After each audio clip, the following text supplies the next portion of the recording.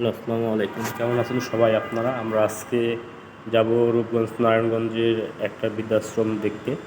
আসলে ওইটা খুব সুন্দর একটা বৃদ্ধাশ্রম করে দিয়েছে ওনারা, বা একটা হসপিটাল আছে, আমরা ওইটা দেখতে যাব।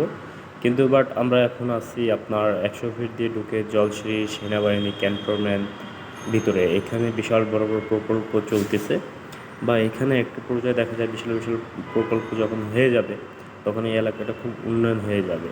বৃদ্ধাশ্রমে, এটা হচ্ছে বৃদ্ধাশ্রমের মেন গেট। এই যে পাশে যেটা দেখতেছেন এটা বৃদ্ধাশ্রম, তার সামনে যে বিল্ডিংটা সেটাও বৃদ্ধাশ্রম। এই যে এখন যেটা দেখা যাচ্ছে এটাতে হয়তো বড় বড় বড় লোকের বাবারা থাকবে।